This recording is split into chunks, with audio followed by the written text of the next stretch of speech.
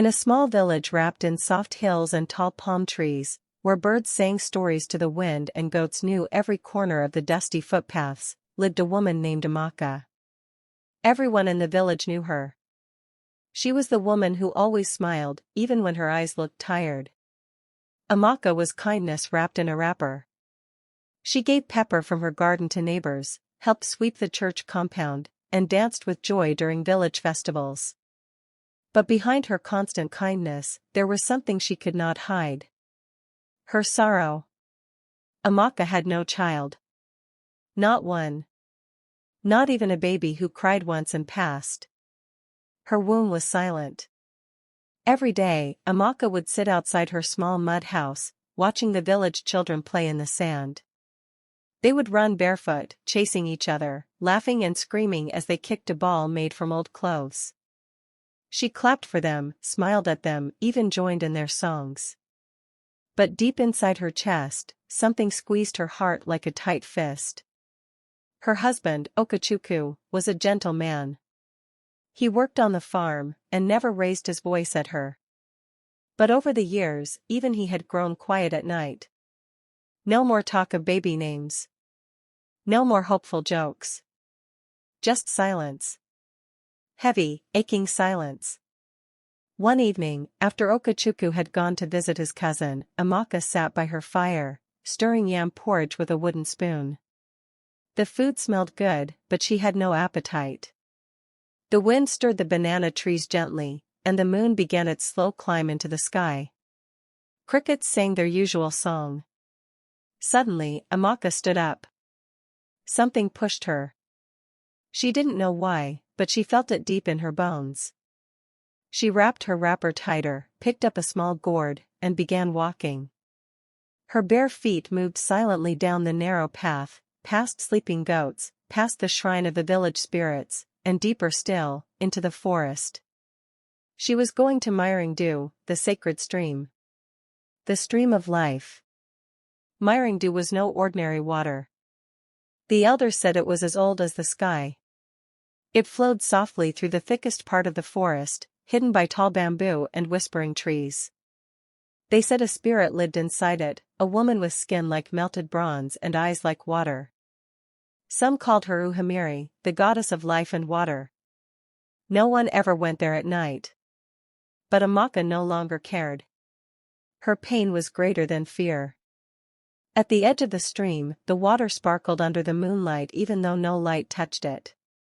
Fireflies danced in the air like tiny stars. Amaka dropped to her knees. She cupped her hands in the water and drank. Then she wept. Not the quiet tears of a woman hiding her pain, but the deep, loud sobs of someone whose soul could no longer hold the weight. "If you are truly there, hear me," she cried. "I have come with an empty womb but a heart full of love. Give me a child, please. Just one. Let me hold my own baby before I die." The stream rippled. Amaka wiped her eyes. Then froze. The water had gone silent. Then it began to bubble. Swirl. And rise. Something, or someone, was rising from it. She was tall, taller than any woman Amaka had seen. Her skin glowed like bronze kissed by the sun. Her hair flowed like black silk, and her eyes were silver like moonlight dancing on water. It was Uhamiri. Amaka trembled and fell face down.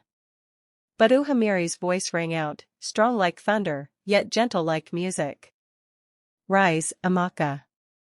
You have cried from the depths of your soul. I have heard you."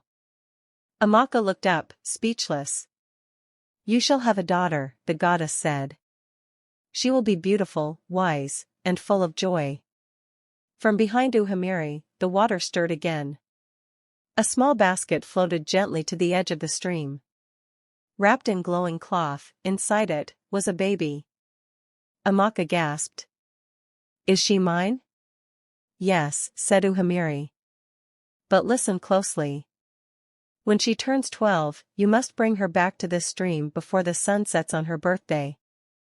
If you do not, she will fall into a deep sleep. No kiss, no prayer, no medicine will wake her. Amaka clutched the baby, already crying with joy and fear. What if I forget, she whispered. What if something happens? Uhamiri's face darkened like a gathering storm. If you fail, she warned, only a golden ring hidden in the evil forest can save her. A place filled with spirits and monsters. Even hunters do not return from there. Amaka stared at the baby girl, now yawning sweetly and stretching her arms. She was the most beautiful child Amaka had ever seen. Name her with joy. Love her with all your heart. But remember my words. Then the goddess vanished. The stream returned to its gentle trickling, as if nothing had happened. Amaka sat by the water, holding the child close. The glowing cloth became a soft cotton wrapper, the basket transformed into a calabash. Through her tears, Amaka smiled. I will call you Kazaram, she whispered. Because God has answered me. She laughed, a deep, rich laugh that woke owls and scared a squirrel into dropping its mango. She tied the baby to her back and danced all the way home. 12 years passed like a breeze through dry leaves. One moment, Amaka was rocking a baby. The next, that child was racing barefoot through the village, her laughter echoing through the trees. Kazaram was no ordinary child. Her skin glowed like roasted corn. Her eyes sparkled with curiosity, like she had seen other worlds before this one. And when she laughed, even the birds seemed to laugh with her. She danced before she could walk. She spoke clearly at 1. She sang songs at 2 that made grown women cry without knowing why. The villagers whispered. Surely, she's a spirit child. No, she's a gift from heaven. Only Amaka knew the truth. Every birthday, she marked the date on her wall with red chalk. She whispered prayers and held Kazaram close. But as time went on, she grew comfortable. When she turns 12, I'll take her, she thought. There's still time. But time, like a river, does not wait. On the morning of Kazaram's 12th birthday, the rooster crowed louder than ever. The sun rose golden. The air smelled of ripe papaya. Amaka planned to take her daughter to the stream early. But the day came with excitement. Children brought her flower crowns. Women brought beads, gifts, even a mirror from the city. The drums played. Kazaram danced. Amaka watched with pride and joy. She forgot. She forgot the goddess's words. As the sun disappeared behind the hills, a strange wind swept the village. Kazaram stood near the mango tree, laughing, then stopped. Mommy, she whispered, why is the world spinning? Then she collapsed. Screams filled the air. Amaka ran, scooped her into her arms, crying. Zaram! Wake up! My baby! But the girl lay still. Peaceful. Too peaceful. That's when Amaka remembered. The stream. The warning. The promise. She had failed. Pastors came. Herbalists. Doctors. Prayers were shouted. Roots boiled. But Kazaram slept on. The next night, Amaka returned to the stream. Her tears poured like the river itself. Take me instead. Please. Let her live. Uhamiri rose again, but this time her eyes were cold. I warned you, Amaka. You were told. Please. Is there no other way? The goddess sighed. There is one. A golden ring in the evil forest. But no one who goes there returns. Amaka fell to her knees, weeping. Then, with strength born of love, she stood. I will go. I will bring her back, even if I die trying.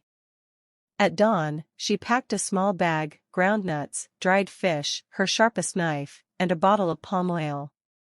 She tied a red scarf around her head, kissed her daughter, and walked into the forest. The evil forest. A place of whispers and shadows. Trees with faces. Leaves that murmured lies.